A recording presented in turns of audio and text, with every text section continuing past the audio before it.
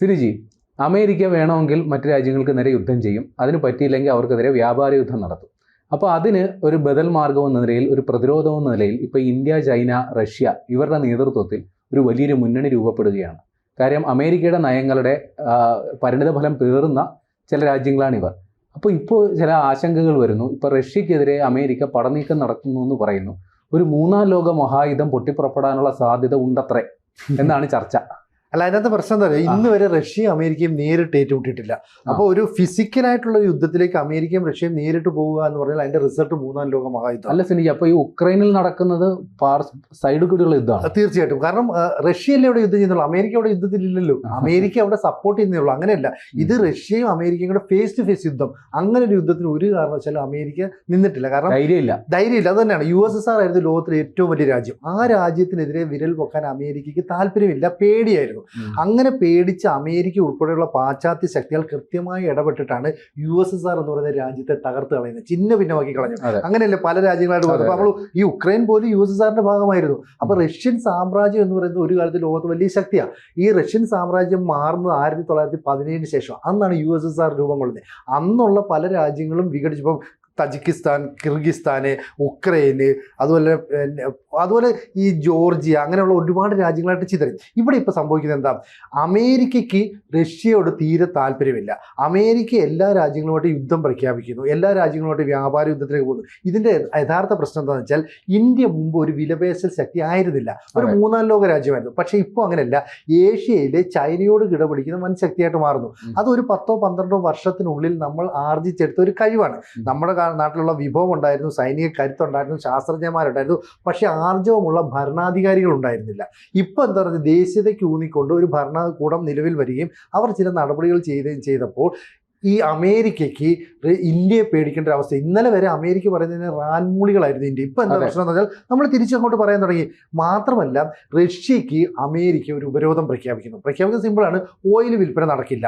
അപ്പോൾ ഓയിൽ വിൽപ്പന നടന്നില്ലെങ്കിൽ റഷ്യയുടെ വ്യാപാരം അല്ലെങ്കിൽ സാമ്പത്തിക സ്ഥിതി തകരാറിലാണ്. അപ്പോൾ ആ എക്കോണമിയെ തകർക്കുക എന്നുള്ള അമേരിക്കയുടെ ലക്ഷ്യത്തെ നമ്മൾ തകർത്തു എന്ന് പറഞ്ഞാൽ ഇന്ത്യ പോയി റഷ്യയുടെ ഓയിൽ മേടിച്ചു. അപ്പോൾ ഇന്ത്യ ഓയിൽ മേടിച്ച് നമ്മളൊരു ചൈനയും വാങ്ങുന്നുണ്ട്.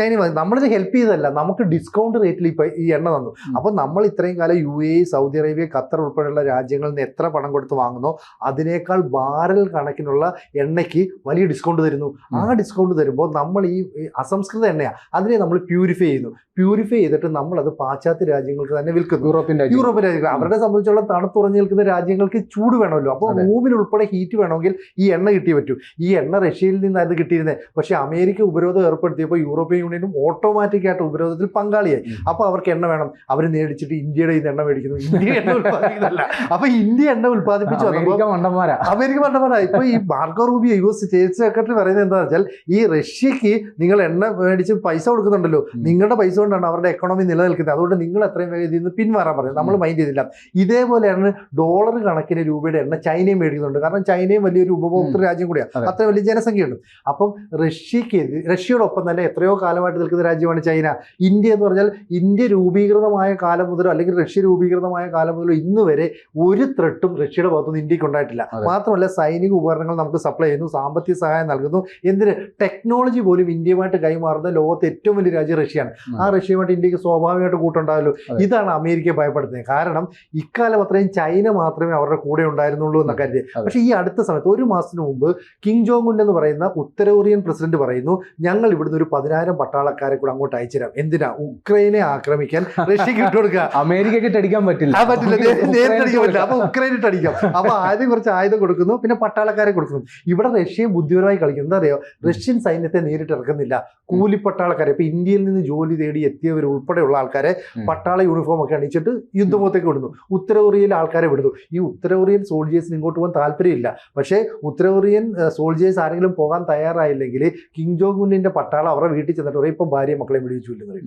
എന്തോ ചെയ്യാൻ പേടിച്ചിട്ടാണ് അവിടെ പോയി സൈനിക സേവനം നടത്തുന്നത്. ശരിയാണ്. അങ്ങനെ സൈനിക സേവനം നടത്തുന്ന ഉത്തര കൊറിയയും ഒരു ചേരിയിൽ അണിനിരക്കുന്നു. അപ്പോഴാണ് ഇറാനുമായിട്ട് റഷ്യക്ക് നേരത്തെ തന്നെ ബന്ധമുണ്ട്. ഇന്ത്യക്ക് ഇറാനോട് പ്രത്യേകിച്ച് വിദ്വേഷമൊന്നുമില്ല, നമ്മൾ അവരുമായിട്ട് ഓയിൽ കച്ചവടമൊക്കെയാണ്. ആ ഇറാനുമായിട്ട് നമ്മൾ സഖ്യത്തിൽ ഏർപ്പെട്ടു. അപ്പോൾ അമേരിക്ക പതിയെ പാകിസ്ഥാൻ ആയുധം കൊടുക്കുന്നു, അവിടെ IMFന്റെ മനസ്സിലായി. അതായത് ഇന്ത്യ പാകിസ്ഥാൻ സംഘർഷം ഉണ്ടായപ്പോൾ ചൈന സൈലന്റ് ആയിരുന്നു. അതെ, ഇന്ത്യ ചൈനയുമായിട്ട് സഹകരിക്കുന്നു. ഉം. അപ്പൊ ഇപ്പൊ അമേരിക്ക ഇനി ചൈനയും ഇന്ത്യ ഒന്നാകുന്നു. അപ്പൊ പിന്നെ പാകിസ്ഥാനെ അങ്ങ് സപ്പോർട്ട് ചെയ്ത് കളയാം. അതല്ലേ അത് നടക്കുന്നത്? മാത്രമല്ല, ആ. ഈ ഏഷ്യയില് ഇന്ത്യയും ചൈനയും എതിർക്കാൻ പാകിസ്ഥാന് ഒരു ബേസ് വേണം. ഈ ബേസ് ഉള്ള രാജ്യം പാകിസ്ഥാനാണ്. മറ്റൊന്ന് നോക്കിയത് ബംഗ്ലാദേശാണ്. അപ്പം ഷേഖ് ഹസീന ഭരണകൂടത്തെ അട്ടിമറിച്ച് മൊത്തം കുളമായി. മുഹമ്മദ് യൂനിസിനെ കൊണ്ടുവന്ന് കൃത്യമായി കരുക്കൾ നീക്കി വന്നപ്പോഴത്തേക്കും അവിടുത്തെ വാഖറുസ്സമാൻ എന്ന് പറയുന്ന സൈനിക മേധാവി നേരെ തിരിഞ്ഞു. ഇവിടെ മറ്റൊരു രാജ്യത്തിനെയും കടന്നു കയറാൻ അനുവദിക്കില്ല. പിന്നെ അവർക്കുള്ള ചാൻസ് പാകിസ്ഥാനാണ്. അപ്പോൾ പാകിസ്ഥാനിലേക്ക് കടന്നു കയറുന്നതിന് മറ്റൊരു ഉദ്ദേശം കൂടെ ഉണ്ട്. കാരണം ഇപ്പോൾ റെയർ എർത്ത് എന്ന് പറയുന്നത് ഈ പറയുന്ന അപൂർവ മൂലകങ്ങൾ ഇത് ലോകത്തെമ്പാടുമുണ്ട്. ഇതാണ് ഇനിയുള്ള കാലഘട്ടത്തിൽ ഇലക്ട്രിക് കാറുകൾ നിർമ്മിക്കാൻ, കമ്പ്യൂട്ടറും മൊബൈലും ഉൾപ്പെടെ ഇലക്ട്രോണിക്സ് ഉൽപ്പന്നങ്ങൾ നിർമ്മിക്കാൻ, എന്തിന് ലോകത്തുള്ള എല്ലാ പ്രോഡക്റ്റുകളും നിർമ്മിക്കാൻ റെയർ എർത്ത് വേണം. ഇതിന്റെ കുത്തക ചൈനയാണ് സ്വന്തമാക്കി വെച്ചേക്കുന്നത്. പാകിസ്ഥാനിൽ പോലും ബലൂജ് മേഖലയിൽ ഇതിന്റെ വലിയ സമ്പത്തുണ്ട്. പക്ഷേ പാകിസ്ഥാൻ അത് ഖനനം ചെയ്യാനുള്ള കപ്പാസിറ്റി ഇല്ല. അതുകൊണ്ട് അത് ചൈനയ്ക്ക് കൊടുത്തു. ഈ ചൈനയ്ക്ക് കൊടുത്തപ്പോഴുള്ള പ്രശ്നം, ബലൂചിസ്ഥാൻ ലിബറേഷൻ ആർമി വന്നിട്ട് ചൈനക്കാരെ വെടിവെച്ച് കൊല്ലും, പാകിസ്ഥാൻകാരെ കൊല്ലും. അവിടേക്ക് അമേരിക്കയെ പതുക്കെ കൊണ്ടുവരും. കാരണം അമേരിക്ക വരുമെന്ന് പറഞ്ഞാൽ പേടിക്കും. ബലൂജികൾക്ക് അമേരിക്ക എന്ത് ചൈന എന്ത്, അവർ ഗറില്ല യുദ്ധം നടത്തുന്നവർ, അവർ വന്നിട്ട് പൊട്ടിത്തെറിക്കും. ഇതായിരിക്കും സംഭവിക്കുന്നത്. അപ്പോൾ അമേരിക്കയ്ക്കെതിരെ റഷ്യയും ചൈനയും ഇന്ത്യയും കൂടെ കൈകോർക്കുന്നു. ഇത് അമേരിക്ക വല്ലാതെ പരിഭ്രാന്തരാക്കി. കാരണം അമേരിക്ക എന്ന് പറയുന്ന രാജ്യം നമ്മുടെ വിപണി അടച്ചാൽ നമ്മൾ ഈ സാധനം യൂറോപ്യൻ രാജ്യങ്ങൾക്ക് വിൽക്കും. അവിടെയും അമേരിക്ക ഇടപെട്ടാൽ നമ്മളുകൊണ്ട് ആഫ്രിക്കൻ രാജ്യത്ത് വിൽക്കും. അതും പറ്റിയില്ലെങ്കിൽ നമ്മളുകൊണ്ട് റഷ്യയെ കൊണ്ടുപോയിക്കും, അല്ലെങ്കിൽ ഈ പറയുന്ന ഏഷ്യയിലെ തന്നെ രാജ്യങ്ങൾ വിൽക്കും. അപ്പോൾ ഇന്ത്യയെ അങ്ങനെയുള്ളൊരു ബന്ധം പുലർത്താനായിട്ട് കൃത്യമായിട്ട് സാധിച്ചു. അതാണ് ഈ പറയുന്ന ചേരികൾ പുതുതായിട്ട് ഉരുത്തിരിഞ്ഞു വരുന്നത്. ഇപ്പം ഈ പ്രേമലാൽ പറഞ്ഞതുപോലെ ഇവിടെ ഉത്തര കൊറിയയും ഇറാനും ഫ്രീ ആയിട്ട് നിൽക്കുക. ആ കൈകളിലേക്ക് റഷ്യ കൊണ്ട് കൈ കൊടുക്കുന്നു. അപ്പോൾ ഓൾറെഡി ഇന്ത്യയും ചൈനയും ആ സഖ്യത്തിക്കുക. പിന്നെ അമേരിക്കയുടെ കൂടെ ആരുണ്ട്? അമേരിക്ക ഒറ്റപ്പെടും. കാരണം അല്ല, ഇപ്പോ മറ്റേ നാറ്റോ സഖ്യത്തിൽ ഫ്രാൻസ് പോലും കലിപ്പിലാണ്. അതാണ് പ്രശ്നം. കാരണം ഈ നാറ്റോയെ കുറ്റം പറഞ്ഞുകൊണ്ടാണ് ട്രംപ് ഇരുന്നത്. അപ്പോൾ ട്രംപ് എന്ന് പറയുന്ന ഭരണാധികാരി രാഷ്ട്രീയ മൂല്യങ്ങൾ മുഴുവൻ നശിപ്പിച്ച് കളയുന്ന ഒരു നിലവാരമില്ലാത്ത, നിലപാടില്ലാത്ത ഭരണാധികാരി. ഇത് അയാൾക്കുള്ള ഇമേജ്. ആ ഇമേജ് ഉള്ളത് കൊണ്ട് തന്നെ യൂറോപ്യൻ രാജ്യങ്ങൾ ഇവിടെ നിന്ന് മാറി നിൽക്കുക. ബ്രിട്ടൻ ആദ്യം തന്നെ യൂറോപ്യൻ യൂണിയനിൽ നിന്ന് അങ്ങ് വിട്ടുപോയി. ഞങ്ങൾക്ക് താല്പര്യമില്ല. ഇപ്പൊ ഫ്രാൻസ് ആണ് അതിന്റെ തലപ്പത്ത്. അതിന്റെ നേതാവ് എന്ന് പറഞ്ഞാൽ ഇമ്മാനുവൽ മാക്രോൺ.